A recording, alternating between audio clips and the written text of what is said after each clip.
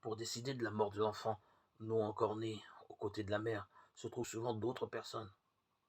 Avant tout, le père de l'enfant peut être coupable, non seulement lorsqu'il pousse expressément la femme à l'avortement, mais aussi lorsqu'il favorise indirectement sa décision, parce qu'il la laisse seule face aux problèmes posés par la grossesse. De cette manière, la famille est mortellement blessée et profanée dans sa nature de communauté d'amour et dans sa vocation à être sanctuaire de la vie.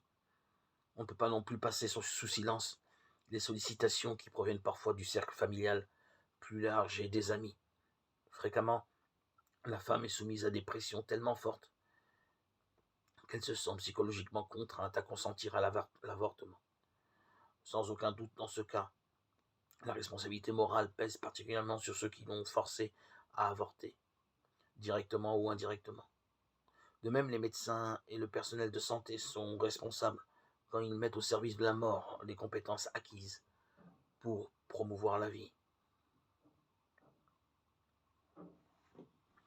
Mais la responsabilité incombe aussi aux législateurs qui ont promu et approuvé des lois en faveur de l'avortement, et dans la mesure où cela dépend d'eux, aux administrateurs des structures de soins utilisées pour effectuer les avortements. Une responsabilité globale tout aussi grave pèse sur ceux qui ont favorisé la diffusion d'une mentalité de permissivité sexuelle et de mépris de la maternité, comme ceux qui auraient dû engager et qui ne l'ont fait pas, et qui ne l'ont pas fait, des politiques familiales et sociales efficaces pour soutenir les familles, spécialement les familles nombreuses ou celles qui ont des difficultés économiques et éducatives particulières.